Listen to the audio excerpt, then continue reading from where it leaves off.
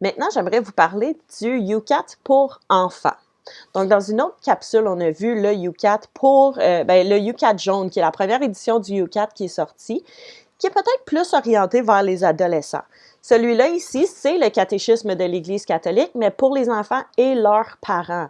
Alors, c'est vraiment conçu pour que les enfants et les parents puissent le consulter ensemble. Là, quand on dit parents, évidemment, ça peut se faire très bien en salle de classe aussi, puis il y a différentes façons de le faire. Alors, le catéchisme, le UCAT pour enfants est conçu plutôt pour les enfants de 8 à 12 ans. C'est exactement le même contenu qu'on a dans le UCAT jaune, mais comme je vous ai dit, adapté plus pour les enfants.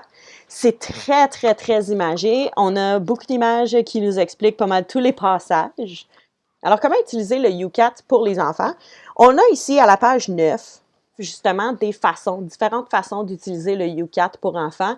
C'est sûr qu'on explique comment le faire avec les parents. Ça se fait très, très bien en salle de classe aussi. Là, c'est sûr qu'au moment du coucher, en parler, c'est peut-être plus difficile en salle de classe, mais vous pouvez toujours trouver un moment, peut-être après dîner, quand on a besoin d'un petit moment de réflexion, de calme, on peut l'utiliser aussi. Alors, la structure du UCAT pour enfants, on la retrouve à la première page.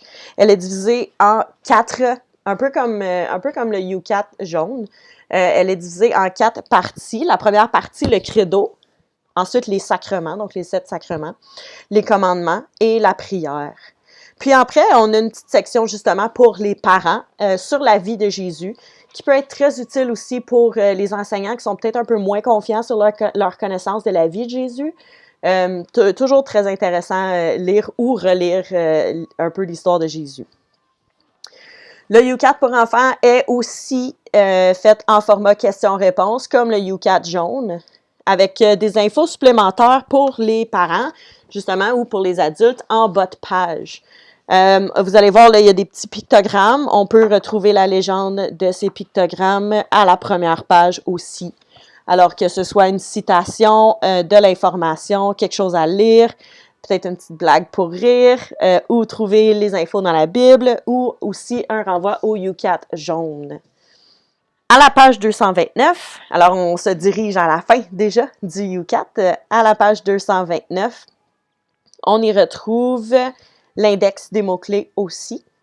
Cette fois-ci, par exemple, contrairement au UCAT jaune, le numéro qu'on va trouver à côté du mot se réfère à la page et non au numéro. Donc, par exemple, si je cherche le mot « pape », je veux parler du pape à mes élèves, je vais aller voir ici, en gras, il y a 146. Alors ici, je vais aller à la page 146 et non au numéro 146.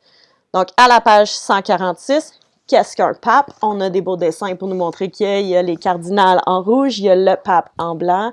On a une description, puis en bas, on a justement différentes choses aussi. Citation de Saint Jean 23 que j'aime beaucoup. Tout le monde peut être pape, la preuve, c'est que je le suis. Puis un petit peu d'informations, là, combien y a-t-il eu de papes. Donc, voilà comment l'utiliser. On a aussi à la page 234 et 235 l'index des noms propres. Donc, ça, c'est quelque chose qu'on n'a pas dans le UCAT jaune, mais qu'on a dans ce UCAT-là. Souvent, on parle, on fait référence à des personnages historiques ou des personnages bibliques. Si on est curieux de savoir, tu sais, par exemple, si on parle en classe de Sainte Thérèse de Lisieux, on a référence ici à Sainte Thérèse de Lisieux, aux pages 98, 151 et 208. Donc, on peut peut-être s'inspirer de ça aussi. Et on a du matériel additionnel aussi sur le site web du UCAT. Dans la page pour enfants, on a différentes choses divisées par partie. Que ce soit des jeux, que ce soit des questions, que ce soit des petites vidéos. Donc, quelques petites ressources, là, dépendamment du sujet que vous abordez à ce moment-là. Alors, pour les vidéos, par exemple, je vous dirais que c'est un langage peut-être un peu compliqué pour les petits, mais qui pourrait être très, très, très intéressant pour les plus grands aussi. Alors, voilà la présentation pour le UCAT pour les enfants. Si vous avez des questions, je suis toujours là pour répondre à vos questions.